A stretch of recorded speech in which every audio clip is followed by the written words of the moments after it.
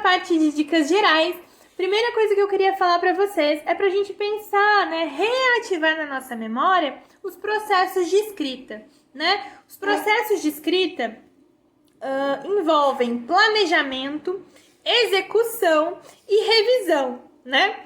Então, para realizar esses 3 processos, é preciso de no mínimo 1 hora. Então, deixem 1 hora para fazer a redação. Se conseguirem mais tempo, melhor ainda. Mas 1 hora no mínimo. 1 hora. 1 hora. Vou falar até devagar para vocês entenderem. É 1 hora no mínimo. Porque é um processo difícil e desgastante. Eu sei que é. Mas então, isso significa que a gente precisa se desdobrar, né? Um pouco mais. Então, ter mais tempo nos dá até mais calma para realizar esse processo.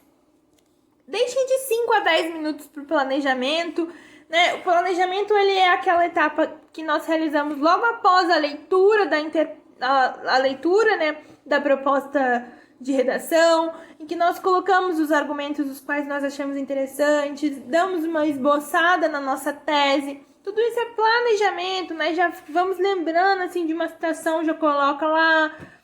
Enfim, bota tudo isso no seu planejamento. Ainda que as ideias saiam meio bagunçadas, bota tudo no planejamento e depois você vai organizando. A escrita, né, propriamente, de 40 minutos, 40 a 50 minutos. E a revisão também de 5 a 10 minutos. Revisar o texto é muito importante, ok? Né? Porque é para isso que serve a revisão. Se você começar tudo a caneta, aí não vai dar mais nada, né? Não vai dar para você mudar nada. Então pense nisso, mas use esse conselho com sabedoria. Também não adianta escrever tudo a lápis, porque daí não vai poder entregar, certo? A gente precisa ter um balanceamento também desses nossos instintos, né?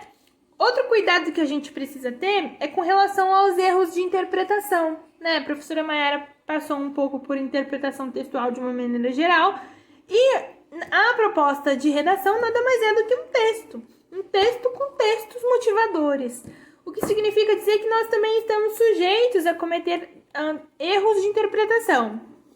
E sempre digo os 3 principais erros que acontecem muito em redação e que a gente precisa pensar, que são erros relacionados à redução, né? Quando a gente diminui o problema. O texto nos apresenta um problema de um tamanho X e nós, ao longo da nossa redação, falamos de um problema de tamanho X menos Y, né? Ou seja, a gente reduziu aquele problema social apresentado pelo texto.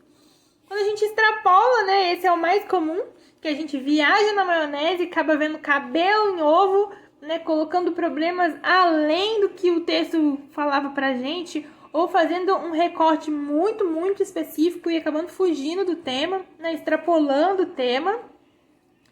E contradição, né? Eu brinco que contradição é aquele aluno teimoso, né? Aquele aluno que lê o texto e fala assim... Tipo, tá lá escrito, daí tem uma determinada opinião, aí ele fala assim, não concordo, não sei o que, o aluno do não, né? Eu espero que vocês não sejam esse aluno, porque é o pior tipo de aluno que pode ter para escrever a redação. Essa não é a hora de discordar, né? Então você precisa entender que o que você quer... O sentido do texto motivador, né? Pensando assim nos textos motivadores, o texto não vai ter o sentido que você quer, mas vai ter o sentido que ele tem. E você precisa ter esse olhar atento para poder inferir que sentido é esse.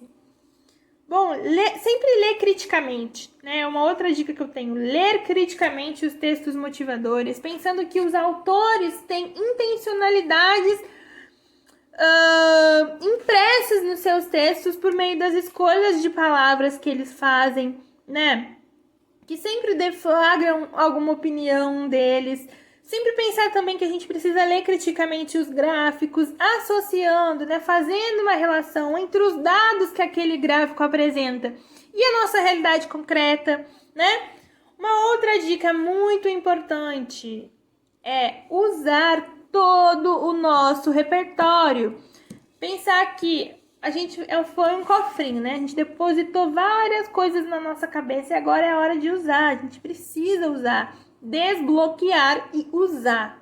Criação de repertório sociocultural nada mais é que o nosso conhecimento de mundo, as coisas que a gente leu, que a gente assistiu, que a gente estudou, que a gente conversou, né? Utilizava uma variedade de palavras, variedade de vocabulário, né? Isso demonstra que a gente estudou, que a gente tem um certo domínio, de repente até um certo requinte ao usar a língua.